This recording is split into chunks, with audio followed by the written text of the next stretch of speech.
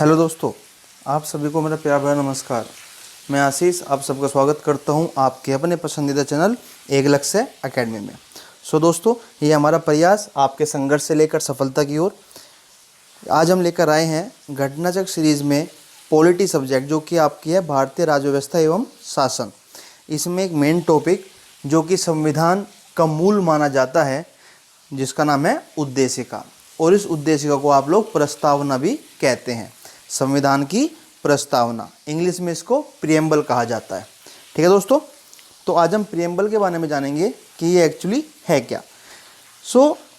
अगर हम बात करें कि फ़िलहाल जो हमारी प्रस्तावना है वह क्या है, तो उसमें लिखा रहता है कि हम भारत के लोग भारत को एक संपूर्ण प्रभुत्व संपन्न समाजवादी धर्मनिरपेक्ष लोकतांत्रिक गणराज्य बनाने के लिए और इसके समस्त नागरिकों को सामाजिक, आर्थिक और राजनीतिक न्याय, विचार, अभिव्यक्ति, धर्म, विश्वास व उपासना की स्वतंत्रता, प्रतिष्ठा और अवसर को समता प्राप्त कराने के लिए तथा व्यक्ति की गरिमा और राष्ट्र की एकता का तथा अखंडता सुनिश्चित करने वाला बंधुत्व बढ़ाने के लिए दृढ़ संकल्पित होकर अपने इस संविधान सभा में आज दिनांक 26 नवंबर 1949 को एतद द्वारा इस संविधान को अंगीकृत, अधिनियमित और आत्मर्पित करते हैं।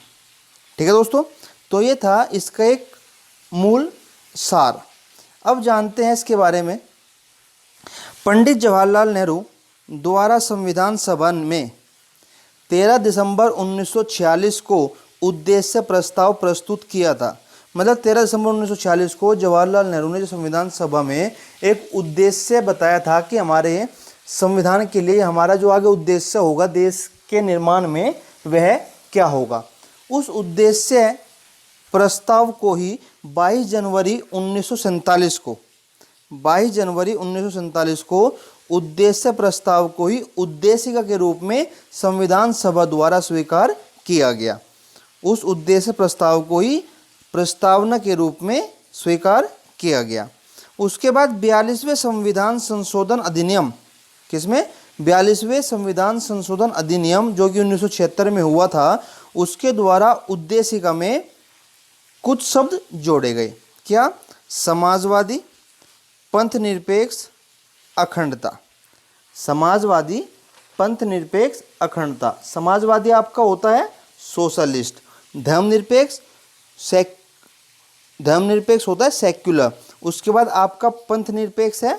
पंथ निरपेक्ष में क्या होगा दोस्तों आपका, बताइए। पंथ निरपेक्ष और धर्मनिरपेक्ष दोनों आपके किससे हैं? धर्म से संबंधित, इसको आप सेक्युलर कहते हैं, सेक्युलरिज्म कहते हैं। ठीक है। नेक्स्ट है अखंडता, जिसको आप यूनिटी कहते हैं। ठीक है दोस्तों, तो इन शब्दों को जोड़ा गया कब? 42वें संविधान संशोधन में, जो कि 1976 में हुआ था। भारतीय संविधान की उद्देशिका ने भारत को संपूर्ण प्रभुत्व संपन्न समाजवादी, पंथ निरपेक्ष, लोकतंत्रात्मक गणराज्य के रूप में घोषित किया। संविधान की उद्देशिका अपने नागरिकों को 3 प्रकार के न्याय देती है। कौन कौन से? सामाजिक, आर्थिक और राजनीतिक। ठीक है, कौन से 3 न्याय? सामाजिक, आर्थिक और राजनीतिक। उद्देशिका संविधान के विधिक निर्वचन में सहायक है। उद्देशिका आपके जो विधिक निर्वाचन है उनमें सहायक है। दोस्तों, ये वर्ड ध्यान रखना, इसके ऊपर ही आपका पूरा संविधान, पूरी प्रीएम्बल आधारित है। शब्द कौन से हैं? प्रभुत्व संपन्न, जिसको आप संप्रभुत्व भी कहते हैं, दैट मीन्स सोवरेन कंट्री है। ठीक है। दूसरा समाजवादी, जिसको आप सोशलिस्ट कहते हैं। उसके बाद पंथ निरपेक्ष या धर्मनिरपेक्ष, जिसको आप सेक्युलर कहते हैं। लोकतंत्रात्मक, जिसको आप डेमोक्रेटिक कहते हैं। गणराज्य या गणतंत्र, जिसको आप रिपब्लिक कहते हैं। ठीक है, तो ये वर्ड आपके बहुत इंपॉर्टेंट हैं, इनको आप जरा अपने ध्यान में रखें।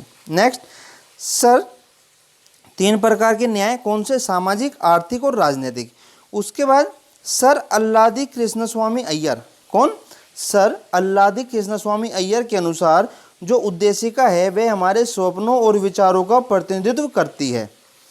के एम मुंशी के अनुसार उद्देशिका हमारे प्रभुत्व संपन्न, हमारे सोवरेनिटी लोकतंत्रात्मक और गणराज्य की जन्म कुंडली है। ठीक है, चलिए नेक्स्ट पेज। बोम्मई बनाम यूनियन ऑफ इंडिया। बोम्मई बनाम यूनियन ऑफ इंडिया ये एक केस है। इस वाद में उच्चतम न्यायालय ने, सुप्रीम कोर्ट ने धारणा प्रस्तुत की कि उद्देशिका जो कि संविधान का भाग है, क्या है, प्रस्तावना या उद्देशिका संविधान का भाग है। आपसे क्वेश्चन पूछा सकता है कि उद्देशिका को, प्रस्तावना को किस केस के द्वारा संविधान का भाग बताया गया है, या आपसे पूछा जा सकता है कि बोम्मई बनाम यूनियन ऑफ इंडिया क्या है। ठीक है, तो ये आपको पता होने चाहिए। उसके बाद प्रस्तावना और उद्देशिका को संविधान का भाग केशवानंद भारती बनाम केरल राज्य 1973 वाद में स्वीकार किया गया। कब? केशवानंद भारती केस हुआ था, केशवानंद भारती और केरल राज्य का मतलब सरकार के बीच में वाद हुआ था 1973 में। इससे पूर्व बेरूबादी वाद, कौन सा? बेरूबादी वाद, जो कि 1960 में उद्देशिका को संविधान का अंग नहीं माना गया था। कब? 1960 में जो कि बेरूबादी वाद हुआ था, उसमें उद्देशिका को संविधान का अंग नहीं माना गया था। ठीक है, नेक्स्ट, गोलकनाथ बनाम पंजाब। क्या है? गोलकनाथ बनाम पंजाब राज्य के प्रकरण में उद्देशिका को संविधान की मूल आत्मा कहा गया है। क्या कहा गया है? संविधान की मूल आत्मा कहा गया है। उद्देशिका की प्रकृति न्याय योग्य नहीं है। उद्देशिका की प्रकृति न्याय योग्य नहीं है। प्रस्तावना में विचार, अभिव्यक्ति, विश्वास, धर्म और उपासना की स्वतंत्रता की बात की गई है। किसकी? विचार की, अभिव्यक्ति की। अभिव्यक्ति आपका एक्सप्रेशन होता है, कैसा आप एक्सप्रेस करते हैं। विश्वास आपके बिलीफ की, धर्म रिलीजन की, और उपासना की स्वतंत्रता, फ्रीडम की बात की गई है। इसमें प्रतिष्ठा और अवसर की समानता उल्लिखित है। इसमें प्रतिष्ठा और अवसर की समानता उल्लिखित है। प्रस्तावना को संविधान की आत्मा कहा जाता है। ध्यान रखना, आपसे पूछा सकता है कि संविधान की आत्मा किसको कहा जाता है, तो आप जवाब देंगे प्रस्तावना या उद्देशिका को संविधान की आत्मा कहा जाता है। B.R. अम्बेडकर ने संवैधानिक उपचारों के अधिकार, किसके? संवैधानिक उपचारों के अधिकार को संविधान की आत्मा और हृदय माना है। B.R. अम्बेडकर ने संवैधानिक उपचारों के अधिकार को संविधान की आत्मा और हृदय माना है। K.M. मुंशी ने इसे राजनीतिक जन्मपत्री कहा है। क्या कहा है? राजनीतिक जन्मपत्री। सुभाष कश्यप ने कहा है कि संविधान शरीर है तो प्रस्तावना उसकी आत्मा, प्रस्तावना आधारशिला है तो संविधान उस पर खड़ी अट्टालिका है। ठीक है, नेक्स्ट, B.R. अम्बेडकर ने संविधान को एक पवित्र दस्तावेज कहा है। क्या कहा है? संविधान को एक पवित्र दस्तावेज कहा है। चलिए क्वेश्चन आ गए दोस्तों हमारे। तो क्वेश्चन नंबर 1 शुरू करते हैं। निम्नलिखित अवतरण में, नीचे लिखा हुआ है जो मैंने अभी आपको पढ़ के बताया था प्रस्तावना शुरू करने से पहले, हम भारत के लोग भारत को एक संपूर्ण प्रभुत्व संपन्न समाजवादी पंथ निरपेक्ष लोकतंत्रात्मक गणराज्य बनाने के लिए तथा उसके समस्त नागरिकों को सामाजिक, आर्थिक और राजनीतिक न्याय, विचार, अभिव्यक्ति, विश्वास, धर्म और उपासना की स्वतंत्रता, प्रतिष्ठा और अवसर की समता प्राप्त कराने के लिए तथा उन सब में व्यक्ति की गरिमा और राष्ट्र की एकता और अखंडता सुनिश्चित करने वाली बंधुता बढ़ाने के लिए दृढ़ संकल्प होकर अपनी इस संविधान सभा में आज डैश और डैश को एतद द्वारा इस संविधान को अंगीकृत, अधिनियमित और आत्मार्पित करते हैं। किसके द्वारा? ये मैंने आपको अभी बताया था, इसलिए मैंने कहा था कि ये बहुत इंपॉर्टेंट है, आपके याद हो जानी चाहिए। तो कब किया था? ये आपका 26 नवंबर 1949। कब? 26 नवंबर 1949 यहाँ पे आएगा। ठीक है दोस्तों, वेरी गुड।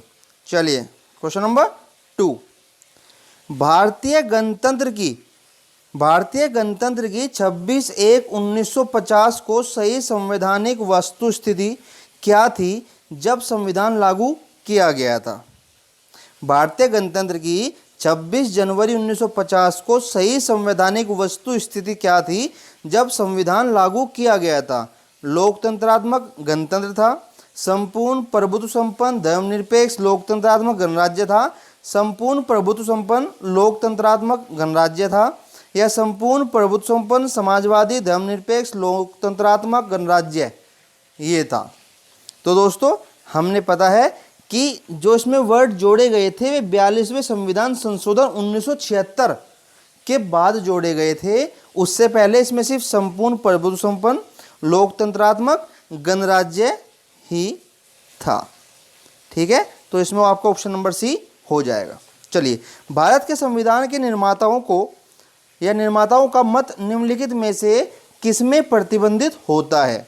भारत के जो संविधान के निर्माता है उनका मत निम्नलिखित में से किस में प्रतिबंधित होता है? उद्देशिका में, मूल अधिकार में, राज्य की गति के निर्देशक तत्वों में, या मूल कर्तव्य में? सो दोस्तों जो इनकी उद्देशिका है, प्रस्तावना है, प्रियम्बल है, उसमें इनका मत प्रतिबिंबित होता है। प्रतिबिंबित होता है। प्रतिबिंब आप जानते हैं कि एक रिफ्लेक्शन जो कि हमें इनका मत दिखता है, तो किसमें दिखता है? हमें हमारी प्रस्तावना में दिखता है। ठीक है, मतलब कि मन स्थिति क्या थी जब उन्होंने बनाया, तो उस समय उनके मन में क्या स्थिति चल रही थी, वह क्या सोचते थे, उस सोच को हम इस उद्देशिका में देख सकते हैं। ठीक है, चलिए नेक्स्ट क्वेश्चन नंबर 4। संविधान में हमारे राष्ट्र का उल्लेख किस और किन नामों से किया गया है? किस नाम से किया गया है? भारत तथा इंडिया, हमारे राष्ट्र का नाम ध्यान रखना, भारत तथा इंडिया, केवल भारत, हिंदुस्तान तथा इंडिया, या भारत, हिंदुस्तान तथा इंडिया। तो संविधान में हमारे राष्ट्र का उल्लेख दो नामों से होता है, एक भारत और एक इंडिया के रूप में। किसमें? भारत और इंडिया के रूप में। आपको जब आप हम आगे पढ़ेंगे वहाँ पे आपको दिखेगा कि इसमें लिखा होता है कि भारत अर्थात इंडिया राज्यों का संघ होगा। तो भारत तथा इंडिया, ऑप्शन ए। ठीक है, चलिए, भारत के संविधान की प्रस्तावना में कितने प्रकार का न्याय, स्वतंत्रता, समानता एवं भ्रातृत्व का उसी क्रम में उल्लेख किया गया है? भारत के संविधान में प्रस्तावना में कितने प्रकार का न्याय, कितने प्रकार का न्याय पढ़े थे हमने? 3 प्रकार के। स्वतंत्रता कितने प्रकार की, और समानता कितने प्रकार की, और भ्रातृत्व कितने प्रकार का हमने पढ़ा है? तो हमने पढ़ा था न्याय 3 प्रकार के थे दोस्तों। कौन से न्याय थे? आपको बताया भी था, सामाजिक, आर्थिक, राजनीतिक। कौन से थे? सामाजिक, आर्थिक, राजनीतिक। तो न्याय कितने प्रकार के हो गए? न्याय आपके हो गए 3 प्रकार के। उसके बाद ये कह रहा है कि स्वतंत्रता कितने प्रकार की थी? तो स्वतंत्रता कितने प्रकार की थी? स्वतंत्रता होगी 5 प्रकार की। कितने? 5 प्रकार की। फिर आपके जो समानता है वह कितने प्रकार की? समानता थी आपकी 2 प्रकार की। ठीक है दोस्तों, और नेक्स्ट है अगर बात करें, और हाँ एक चलो एक्सप्लेन कर देते हैं आपको कि जो आपकी स्वतंत्रता है वह कौन कौन सी है। एक तो आपकी लिबर्टी ऑफ थॉट, मतलब आपके विचार से मुक्त, एक्सप्रेशन अभिव्यक्ति जो हमने पढ़े थे, विचार, अभिव्यक्ति, विश्वास, धर्म और उपासना। ठीक है, तो कौन सी हो गई आज़ादी जो स्वतंत्रता है उसके हैं, उसके बताइए दोस्तों क्या है?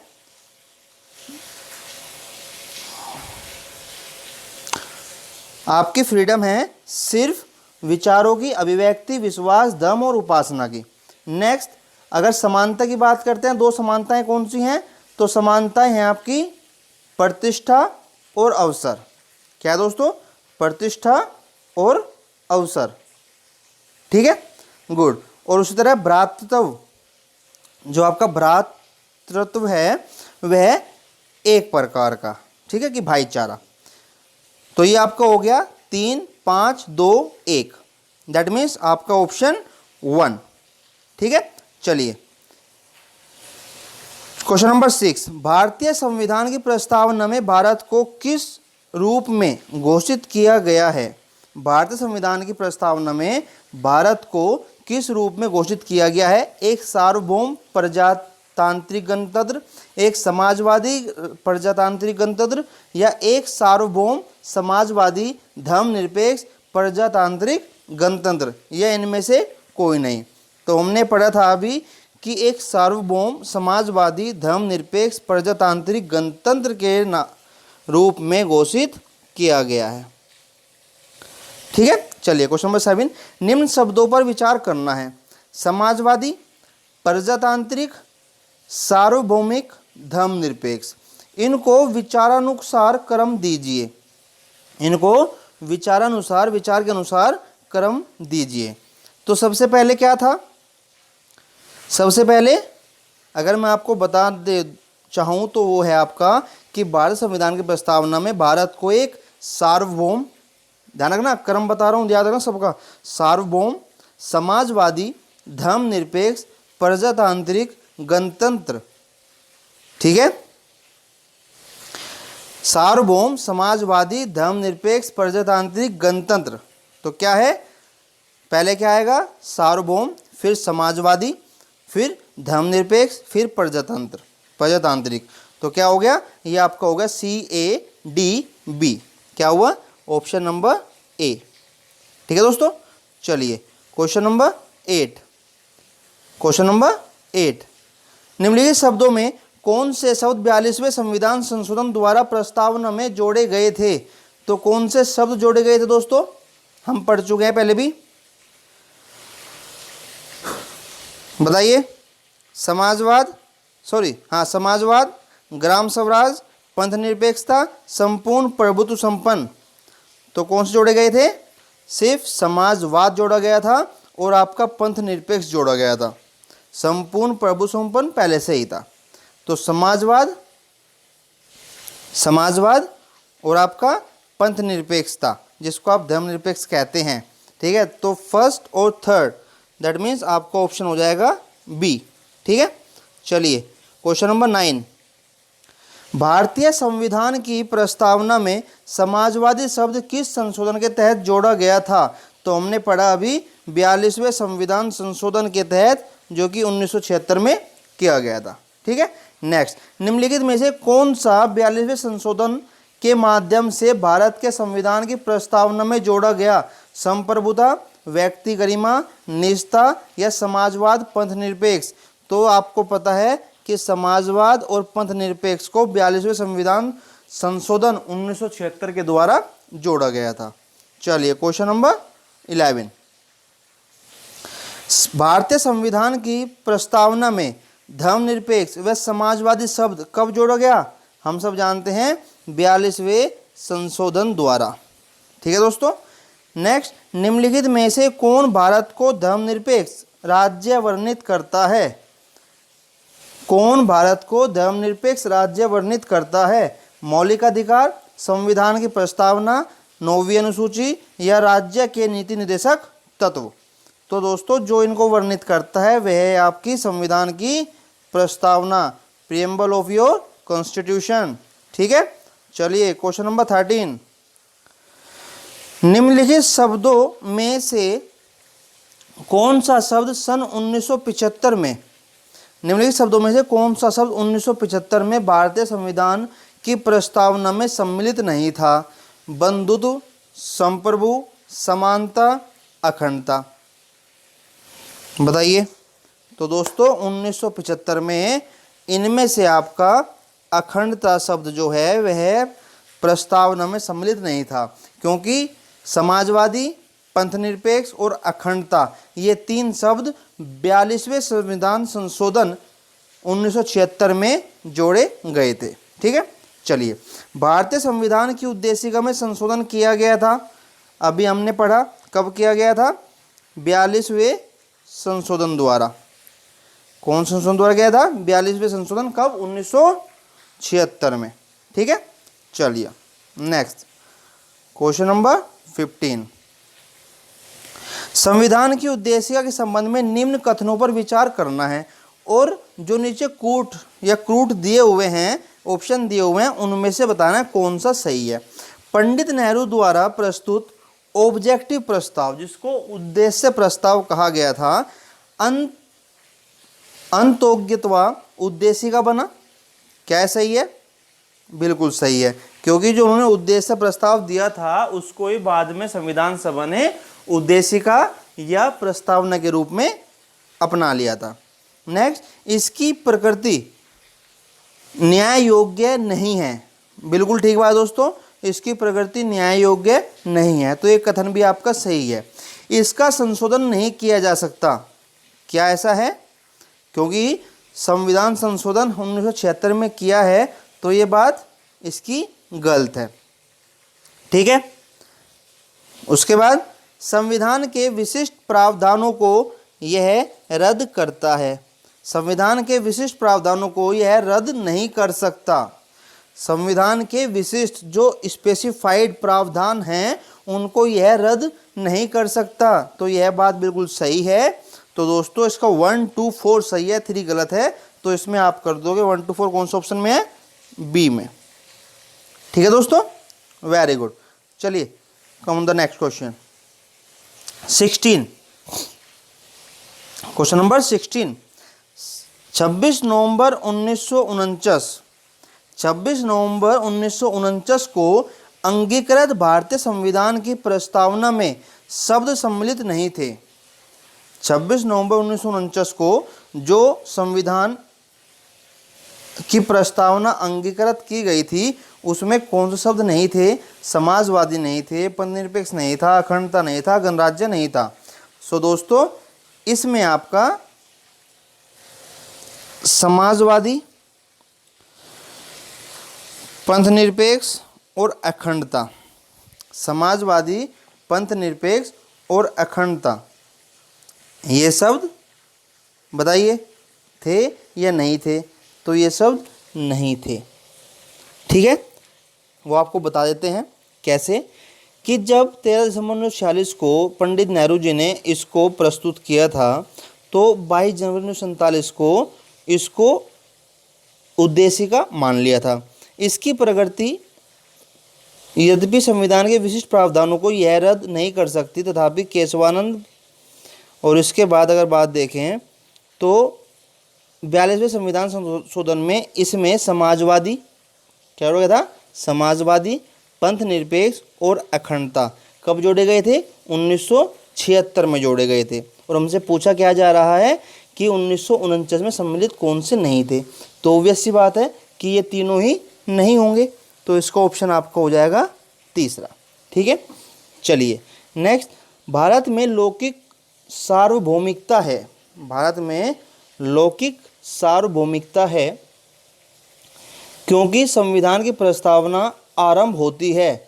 प्रस्तावना जो मैंने आपको सुनाई थी वह कहाँ से आरंभ होती है? आपको याद होगा, प्रजातांत्रिक भारत शब्दों से, जनता के जनतंत्र शब्दों से, जनता के लोकतंत्र शब्दों से, या हम भारत के लोग, या हम भारत के लोग, तो इनसे होती है। That means option D, we the people of India, we the people of India. ठीक है, वेरी गुड। चलिए नेक्स्ट क्वेश्चन नंबर 18। भारत के संविधान के आमुख का लक्ष्य, भारत के संविधान के आमुख का लक्ष्य उसके सभी नागरिकों के लिए सुनिश्चित करता है। क्या सुनिश्चित करता है? सामाजिक तथा आर्थिक न्याय, विचार तथा अभिव्यक्ति की स्वतंत्रता, अवसर की समानता या व्यक्ति की प्रतिष्ठा। बताइए। भारत के संविधान के आमुख का लक्ष्य, भारत के संविधान के आमुख का लक्ष्य उसके सभी नागरिकों के लिए सुनिश्चित करता है सामाजिक और आर्थिक न्याय, विचार और अभिव्यक्ति की स्वतंत्रता, अवसर की समानता, व्यक्ति की प्रतिष्ठा। तो बताइए इसमें से कौन सा लक्ष्य सभी नागरिकों के लिए सुनिश्चित करता है? तो दोस्तों ये सारे ही सुनिश्चित किए जाते हैं, हमने पहले पढ़ा भी था, उनको एक बार आप दोबारा देख सकते हैं। ठीक है, चलिए क्वेश्चन नंबर 19। हम भारत के लोग, we the people of India शब्दों का प्रयोग भारतीय संविधान में कहाँ किया गया है? तो कहाँ किया गया है? अभी हमने पढ़ा था संविधान की प्रस्तावना में। नेक्स्ट, सभी व्यक्ति पूर्णतः और समान रूप से मानव हैं। यह सिद्धांत जाना जाता है। सभी व्यक्ति पूर्णतः और समान रूप से मानव है, यह सिद्धांत जाना जाता है। कौन सा? सार्वभौमिकता वाला, समष्टिवाद वाला, समाजवाद वाला या अंतःक्रियावाद? तो सब समान रूप से मानव हैं, दैट मीन्स ये आपका करता है सार्वभौमिकता सिद्धांत को। किसको? सार्वभौमिकता सिद्धांत को। चलिए क्वेश्चन नंबर 21, भारत के संदर्भ में निम्न में से कौन धर्मनिरपेक्ष शब्द का सही भाव व्यक्त करता है? भारत के संदर्भ में निम्न में से कौन धर्मनिरपेक्ष शब्द का सही भाव व्यक्त करता है? धर्मनिरपेक्ष, भारत में अनेक धर्म हैं, भारतीयों को धार्मिक स्वतंत्रता प्राप्त है, धर्मानुपालन व्यक्ति की इच्छा पर निर्भर है, या भारत में राज्य का कोई धर्म नहीं है। तो कौन सा धर्मनिरपेक्षता का सही व्यक्त करता है? तो भारत में चाहे आप मतनिरपेक्ष कहो, धर्मनिरपेक्ष कहो, राज्य होने का सही भाव यह है कि भारत में राज्य का कोई धर्म नहीं है, तदनुसार सभी धर्मों को राज्य द्वारा समान परश्रय अपेक्षित है। तो कौन सा है दोस्तों इसमें? आपका ऑप्शन नंबर डी। ठीक है, चलिए, निम्नलिखित में से कौन सा शब्द भारत के संविधान की उद्देशिका में नहीं है? कौन सा शब्द भारत के संविधान की उद्देशिका में नहीं है? समाजवादी, पंथ निरपेक्ष, प्रभुता संपन्न, लोक कल्याण। तो दोस्तों लोक कल्याण हमारी उद्देशिका में नहीं है। समाजवादी भी है, पंथ निरपेक्ष या धर्म निरपेक्ष भी है और प्रभुता संपन्न भी है, लेकिन लोक कल्याण नहीं है। क्वेश्चन नंबर 23, भारतीय संविधान की प्रस्तावना में निम्नलिखित में से किस स्वतंत्रता का वर्णन नहीं है? भारतीय संविधान की प्रस्तावना में निम्नलिखित में से किस स्वतंत्रता का वर्णन नहीं है? विचार की स्वतंत्रता, ये तो है। विचार प्रकट करने की स्वतंत्रता, अभिव्यक्ति है, ठीक है। विश्वास की स्वतंत्रता, बिल्कुल है। आर्थिक स्वतंत्रता, ये उसमें नहीं है, क्योंकि 5 स्वतंत्रता हमने पढ़ी थी और वे 5 कौन कौन सी थी? विचार, अभिव्यक्ति, विश्वास, धर्म, उपासना, ठीक है। तो इसमें आपका ऑप्शन नंबर डी चूज किया जाएगा। नेक्स्ट 24, निम्नलिखित में से कौन भारतीय संविधान की प्रस्तावना में उल्लिखित नहीं है? निम्नलिखित में से कौन भारतीय संविधान की प्रस्तावना में उल्लिखित नहीं है? सामाजिक न्याय, आर्थिक न्याय, राजनीतिक न्याय, धार्मिक न्याय। तो हमने पढ़े थे 3 न्याय, कौन से? सामाजिक, आर्थिक, राजनीतिक। कौन सा नहीं था उसमें? धार्मिक न्याय उसमें इंक्लूड नहीं था, ठीक है दोस्तों। चलिए क्वेश्चन नंबर 25, क्वेश्चन नंबर 25, संविधान की प्रस्तावना के बारे में कौन सा कथन सही है? समाजवादी धर्मनिरपेक्ष शब्द 1950 में लागू संविधान के अंग नहीं थे। बताइए। बिल्कुल ये सही है कथन, क्योंकि कब जोड़े गए थे? 1976 में जोड़े गए थे, 1950 में नहीं थे। उक्त शब्द 1970, ये भी गलत है। 1985 गलत है। उक्त शब्द संविधान की प्रस्तावना के अंग नहीं है। अब तो है ना भैया। और जोड़े कब गए थे? आपके 42वें संविधान संशोधन के द्वारा, जो कि 1976 में हुआ था, उसके द्वारा जोड़े गए थे। तो इसमें आपका ऑप्शन ए बिल्कुल सही हो जाएगा, ठीक है। चलिए नेक्स्ट क्वेश्चन नंबर 26, भारतीय संविधान का कौन सा भाग संविधान की आत्मा कहलाता है? तो दोस्तों अभी हमने पढ़ा था उद्देशिका, प्रस्तावना, preamble of a constitution is known as संविधान की आत्मा, ठीक है, सोल ऑफ द कॉन्स्टिट्यूशन, ठीक है दोस्तों। चलिए नेक्स्ट 27, निम्नलिखित में से किसने भारतीय संविधान की प्रस्तावना को हमारे संप्रभु प्रजातांत्रिक गणतंत्र की जन्म कुंडली कहा था? हमने पढ़ा था अभी जो उन महान व्यक्तियों ने कहा था। तो जवाहरलाल नेहरू ने कहा था, वल्लभ भाई पटेल ने, बी.आर. अम्बेडकर ने, के.एम. मुंशी ने या महात्मा गांधी ने। तो किसने कहा था दोस्तों? के.एम. मुंशी ने कहा था कि प्रस्तावना हमारे संप्रभु प्रजातांत्रिक गणतंत्र की जन्म कुंडली है। ठीक है, ध्यान रखना इन कथनों को। नेक्स्ट, संविधान को एक पवित्र दस्तावेज किसने कहा था? संविधान को बी.आर. अम्बेडकर ने। किसने कहा था? बी.आर. अम्बेडकर ने कहा था। चलिए नेक्स्ट दोस्तों, थ्योरी आपको इसलिए पढ़ाई जाती है जिससे कि आप क्वेश्चन को एकदम देखते ही क्लिक कर जाए कि हाँ ये तो हमने उसमें पढ़ा था। तो प्लीज़ उस थ्योरी को भी बड़े गौर से, बड़े ध्यान से सुना कीजिए। ठीक है दोस्तों, चलिए क्वेश्चन नंबर 29, किस वाद, देखिए आ गए वाद वाले क्वेश्चन। किस वाद के फैसले में सर्वोच्च न्यायालय ने सर्वप्रथम घोषित किया था कि उद्देशिका संविधान का हिस्सा नहीं है? तो किस में किया था? हमने पढ़ा था बेरूबारी केस में। जो बेरूबारी वाद था उसमें इसको संविधान का हिस्सा नहीं माना गया था। और ये कब हुआ था? ये 1960 में हुआ था। कब? 1960 में हुआ था। ठीक है, क्या माना गया था? कि उद्देशिका जो आपकी प्रस्तावना है वह संविधान का हिस्सा नहीं है। ठीक है, नेक्स्ट, निम्नलिखित में से किस वाद में उच्चतम न्यायालय ने यह धारणा प्रमुख की कि उद्देशिका संविधान का भाग है? तो किस में की थी? यूनियन बैंक ऑफ इंडिया बनाम कोहली? नहीं, ये तो हमने पढ़ा ही नहीं। बनारसी दास बनाम स्टेट ऑफ यूपी? नहीं। बम्बई बनाम यूनियन ऑफ इंडिया?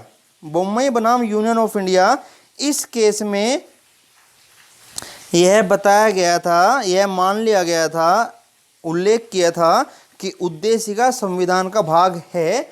और इसके साथ ही एक केस और था जो आपका था केशवानंद भारती बनाम केरल राज्य। क्या था? केशवानंद भारती बनाम केरल राज्य, और उसमें भी उद्देशिका को संविधान का भाग माना था। ठीक है, तो ये क्वेश्चन याद रखना दोस्तों, ये बहुत इंपॉर्टेंट क्वेश्चन है। चलिए क्वेश्चन नंबर 31, क्वेश्चन नंबर 31, निम्नलिखित विवादों में से किस में सर्वोच्च न्यायालय ने प्रस्तावना को भारतीय संविधान की मौलिक संरचना का भाग स्वीकार किया? निम्नलिखित विवादों में से किस में सर्वोच्च न्यायालय ने प्रस्तावना को भारतीय संविधान की मौलिक संरचना का भाग स्वीकार किया? बेरूबारी विवाद में, ए.के. गोपालन विवाद में, या प्रिवी पर्स विवाद में, या केशवानंद भारती विवाद में? तो हमने पढ़ा था अभी किस में किया था? केशवानंद भारती विवाद में किया था। ठीक है, चलिए 32, निम्नलिखित में से कौन एक भारतीय संविधान के उद्देश्यों को प्रतिबिंबित करता है? ध्यान देना, कौन एक संविधान के उद्देश्यों को प्रतिबिंबित करता है? तो आपकी संविधान की प्रस्तावना जो है वह भारतीय संविधान के उद्देश्यों को प्रतिबिंबित करती है। ठीक है, चलिए नेक्स्ट 33, भारतीय संविधान की प्रस्तावना क्या है दोस्तों? भारतीय संविधान की प्रस्तावना में जिन आदर्शों एवं उद्देश्यों की रूपरेखा दी गई है उनकी व्याख्या की गई है। कहाँ पर? मूल अधिकारों के अध्याय में, राज्य के नीति निर्देशक सिद्धांतों के अध्याय में, मूल अधिकारों, राज्य के नीति निर्देशक सिद्धांतों एवं मौलिक कर्तव्यों के अध्याय में, यह संविधान के पाठ में कहीं भी नहीं है। तो दोस्तों इसकी आदर्शों और उद्देश्यों की रूपरेखा जो दी गई है उसकी व्याख्या की गई है मूल अधिकारों में, राज्य के नीति निर्देशक सिद्धांतों में एवं मौलिक कर्तव्य के अध्याय में। तीनों में इसकी व्याख्या की गई है। तो आपका ऑप्शन नंबर सी बिल्कुल सही हो जाएगा दोस्तों। चलिए क्वेश्चन नंबर 34, भारत के संविधान की उद्देशिका में कितने प्रकार के न्याय की व्याख्या की गई है? तो हमने पढ़ा था 3 प्रकार के। कौन कौन से न्याय थे? सामाजिक, बताइए, सामाजिक, आर्थिक और राजनीतिक न्याय। सामाजिक, आर्थिक और राजनीतिक न्याय। ठीक है, चलिए नेक्स्ट, भारत के संविधान के उद्देश्यों में से एक के रूप में, भारत के संविधान के उद्देश्यों में से एक के रूप में आर्थिक न्याय का किसमें उपबंध किया गया है? तो किसमें उपबंध किया गया है? उद्देशिका और मूल अधिकार में, उद्देशिका और राज्य की नीति के निर्देशक तत्वों में, मूल अधिकार और राज्य की नीति निर्देशक तत्वों में, या उपयुक्त में से कोई भी नहीं है। तो दोस्तों इसका आपका जो जवाब होगा वह होगा कि उद्देशिका और राज्य के नीति के निर्देशक तत्वों में, आर्थिक न्याय का उपबंध किया गया है। ठीक है, तो अगर मैं आपको बताऊं कि भारतीय संविधान की उद्देशिका और राज्य की नीति के निर्देशक तत्व आर्थिक न्याय की परिकल्पना एवं उद्देश्य का उपबंध करते हैं। भारत के संविधान की उद्देशिका में 3 प्रकार के न्याय की व्यवस्था की गई है, सामाजिक, आर्थिक और राजनीतिक न्याय। ठीक है दोस्तों, सामाजिक न्याय से मतलब क्या है कि हर एक व्यक्ति, जाति हो, रंग हो, धर्म हो, लिंग हो, इनके आधार पर बिना भेदभाव किए समान व्यवहार किया जाएगा। आर्थिक न्याय का मतलब क्या है कि आर्थिक आधार पर किसी के साथ भेदभाव नहीं होना। ये नहीं कि भाई एक करोड़पति आ गया तो उसके लिए अलग ट्रीटमेंट है और बेचारा कोई एक 10 रुपए वाला आ गया तो उसके लिए अलग व्यवहार है, ऐसा कुछ नहीं होगा। राजनीतिक न्याय का अर्थ है कि प्रत्येक व्यक्ति को समान राजनीतिक अधिकार प्राप्त होंगे। ठीक है दोस्तों, तो इसका कहाँ पे उल्लेख किया है, उद्देशिका और राज्य की नीति के निर्देशक तत्वों में। ठीक है, चलिए, वेरी गुड। क्वेश्चन नंबर 36, निम्न में से कौन सही है? निम्न में से कौन सही है? तो कौन सही है? सामाजिक समानता संविधान में प्रत्याभूत नहीं है। देश में सामाजिक समानता पहले से ही विद्यमान थी। सामाजिक समानता संविधान में प्रत्याभूत है। उपयुक्त में से कोई नहीं। तो जो अगर दोस्तों हम बात करें संविधान में, कहाँ पर है, संविधान के अनुच्छेद 14 से 18 के तहत क्या है, 14 से 18 के तहत प्रदत्त समता के अधिकार के विभिन्न प्रावधानों के तहत सामाजिक समानता प्रत्याभूत की गई है। क्या की गई है? सामाजिक समानता प्रत्याभूत की गई है। प्रस्तावना में भी सामाजिक न्याय प्राप्त कराने की बात कही गई है। ठीक है, तो सामाजिक समानता संविधान में प्रत्याभूत है। ठीक है दोस्तों, तो ये थी हमारी बेसिक जानकारी हमारे उद्देशिका, प्रस्तावना, या हम कह सकते हैं प्रीएम्बल ऑफ द कॉन्स्टिट्यूशन के बारे में। उम्मीद करता हूँ कि आपको इसमें काफ़ी कुछ क्लियर हो चुका होगा। अगर कोई क्वेरी है तो आप लोग कमेंट कर सकते हैं, उसको अच्छे से बताने का और प्रयास किया जाएगा। ठीक है दोस्तों, अगली वीडियो में मिलते हैं अगले टॉपिक के साथ। तब तक के लिए नमस्कार, धन्यवाद, राम राम दोस्तों।